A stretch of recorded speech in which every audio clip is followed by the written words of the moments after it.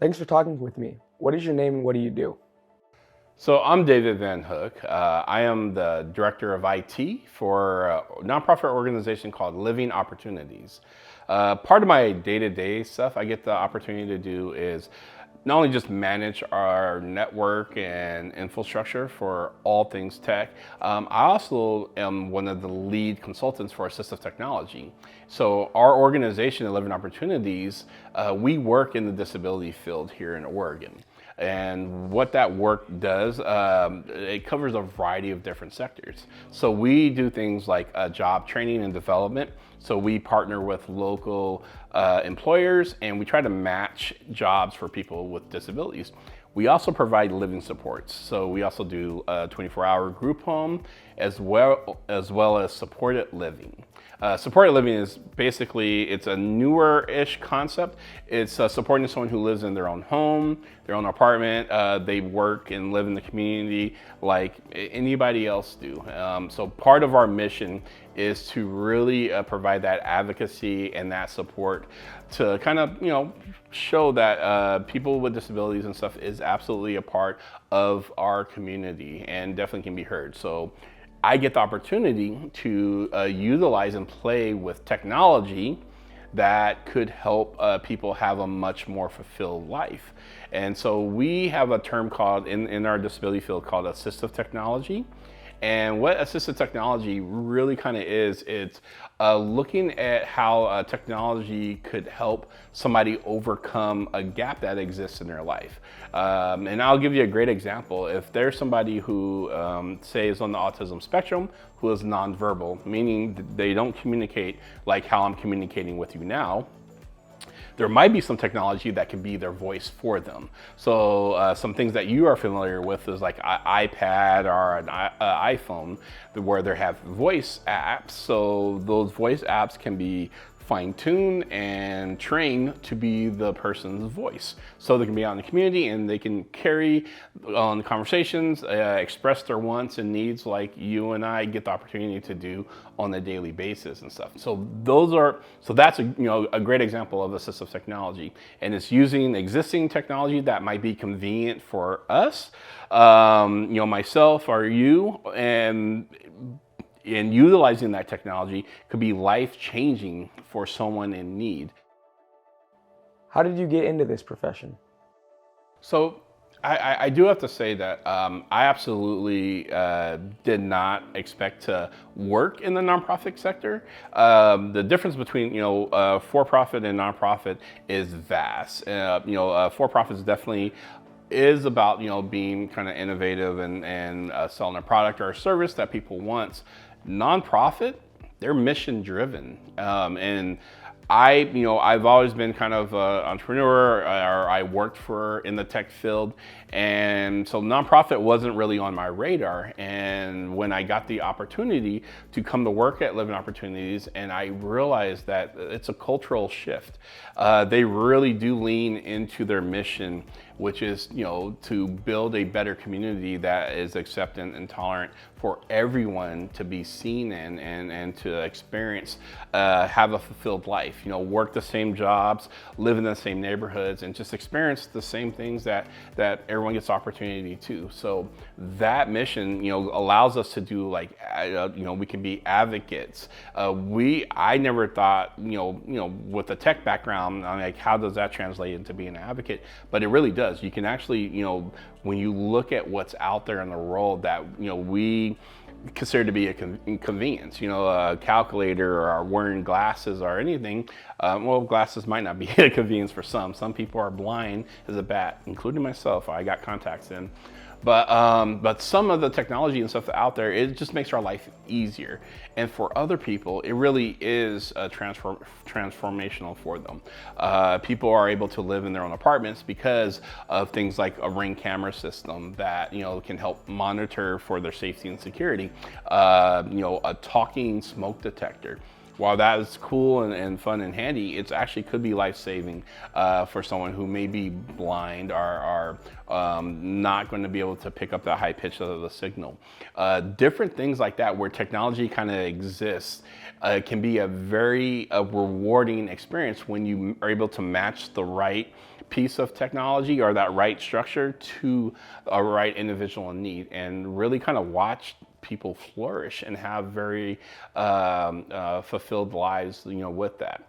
So for me, when I discovered, the mission-based piece, I was sold. I was kind of hooked. I'm like, okay, not trying to be the next Mark Zuckerberg at Facebook or, Google or what have you. I kind of changed my trajectory, and I really wanted to leave a big impact on people and use the tools that I developed over the course of my life and that could really help someone else's life. And it's been a great experience seeing people's smiles on their face, seeing projects come to completion, and seeing the many successes and stuff. It's a feeling and an outcome that it's far more vast and superior than just earning a paycheck, and it's kind of why I do the work that I do. It is very fulfilling, and long when I'm gone, some of the work and some of the opportunities and the projects and the advocacy and will continue on, and because we're still striving to make space for everybody in this world. So I'm hooked on nonprofit world. So if I ever were to separate from Living Opportunities, I would probably go work for another nonprofit and do tech related stuff. It really is a cool opportunity and endeavor for me to do. How would you describe your career journey? So how I came to Living Opportunities, it's kind of, I say it's a long journey, kind of started for me back in high school. So in high school, I was a student athlete, and I was an average student. I did have affinity for computers and technology, but I wasn't a straight A student. So my journey was such that I really got bored with doing homework. Homework was not my key thing, but tests, I was amazing at taking tests. I understood the subject, the teachers were telling me about, but when it came to, actually doing the homework and everything else, I was bored or what have you. But I did manage to graduate and go on to college. And then in college, I really was looking for more of a creative way. I was really kind of gung-ho about getting out into the real world. And so I had the opportunity with me and a couple of my friends to start a tech company. And so I took the opportunity to kind of drop out of college, and I went to go work for a .com company. They wanted to develop a new search engine that would kind of compete with, at the time, some of you guys may not know, there's the search engine called Ask Jeeves and Google, which we all know about Google and stuff. Obviously, Google came and ate our breakfast, lunch, and dinner for us. So that went away very quickly. So my path wasn't very linear. It really had some kind of it did have jagged edges. And I went to go work for a number of different .com companies before I started my own firm. And just due to real world circumstances that are outside of my control, we had a housing crisis, and my company was one that didn't survive. And I heard this really kind of curious thing from a friend of mine. They were talking about there's an organization that was interested in doing assistive technology. And I've never heard that word before.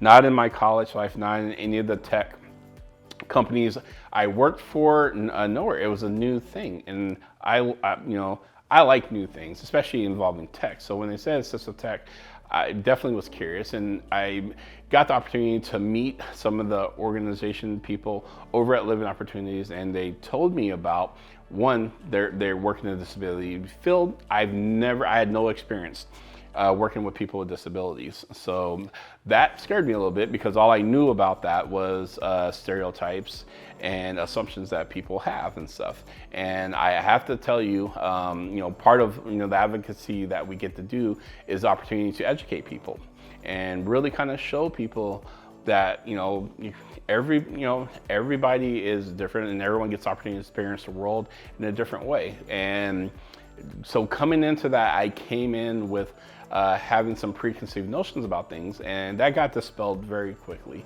And this was about in 2009-ish when I joined Living Opportunities, and I started as a direct support professional.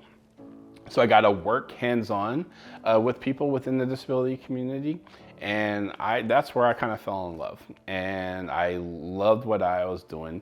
I eventually got the opportunity to do what I'm passionate about, which is, utilizing my tech background and work with them, not only on helping Living Opportunities kind of grow and build, their network and help, them adjust to, from a small company to a decent sized organization.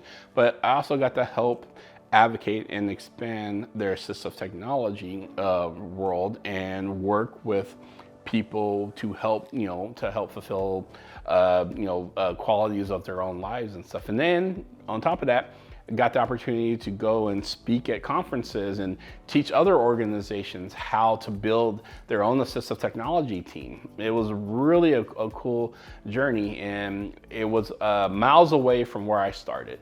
I really started out with wanting to kind of be that next tech millionaire or create that tech project or everything else. Then I came into the nonprofit world, and that all changed.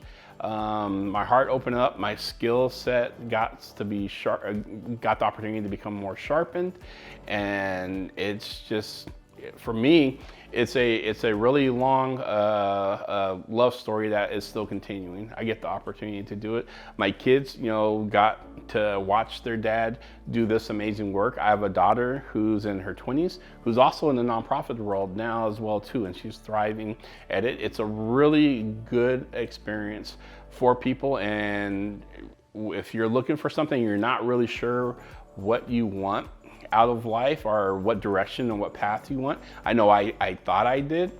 Try something new and try something different. So I'm always going to advocate for people to really kind of tip your toes into the nonprofit world and try that on and see how it fits for you.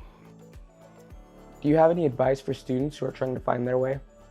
So advice I would give to students, one, always listen to your teacher. Even if they're wrong, they're kind of right. Just a fact of life. But always be a student. And I know that's kind of redundant to say because you're a student in class, but there's a lot of adults who are very successful. They continue their education on their own.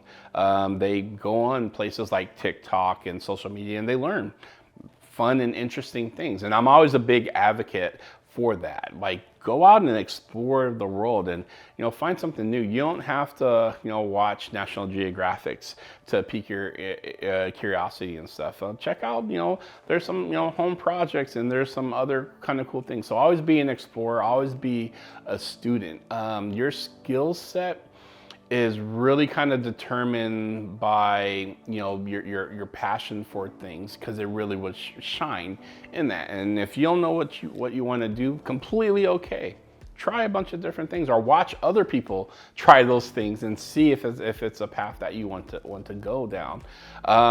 In the IT world, like, going to college is definitely great. Getting that degree can open up a lot of doors for you, but at the end of the day, you're the one who has to kind of stay inside that building once you get inside. I went the path of dropping out of college, and so I had to really kind of make sure if a door was cracked open, I'm forcing it all the way open and trying my best to kind of demonstrate why I should be in the building in the first place. And I had the opportunity by doing that, by doing online education, learning, and everything else and stuff. So if I can tell you, to go to college, absolutely go through that route. High school is short. I know it seems long for a lot of you. Elementary is short, so is middle school. You only get, you get 24 months in middle school. You get, 48 months in high school, and then some of you guys are going to get another 48 months or even longer if you're going to get your master's or PhD in college. So it goes by really quick. So all I can say is continue to be a good learner. If you struggle with learning, don't be afraid to seek help. There's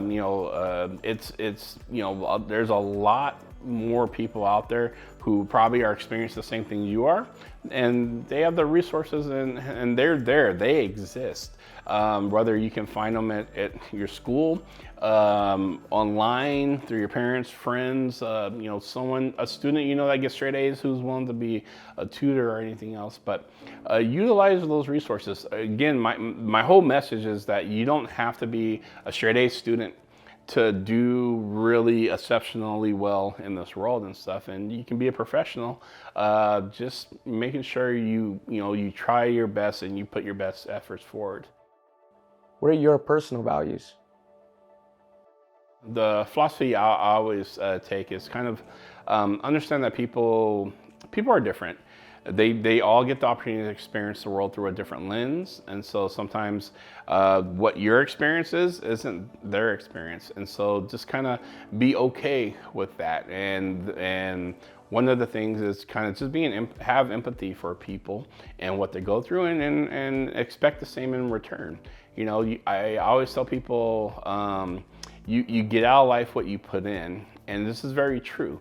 And I tell my kids this all the time, like, you get the opportunity when you really kind of get to be out in the world. You can either be the star of your own movie, or you can be extra and watch life take over the starring role and just let things happen to you. I much rather be the star of my own movie and make those choices, whether I fall flat, and if I fall flat, I can get back up. It happens. It's really that easy. I mean, I'm sure some of you guys know how to ride a bike. This generation knows how to ride bikes, right? Yeah, some of you guys know how to ride bikes. And I'm sure many of you fell plenty of times and you got back up, right? Same thing with the real world. Fall flat. Embrace failure, because you can't be successful without falling and stumbling and all the other stuff in between to get to be successful. So that's my life advice. Embrace that failure. Understand you're probably going to fail at some things, but the real truth, the real secret sauce is getting back up and continuing going forward, and just have fun. Make this world your own, and leave a bigger imprint than what you take out of this world.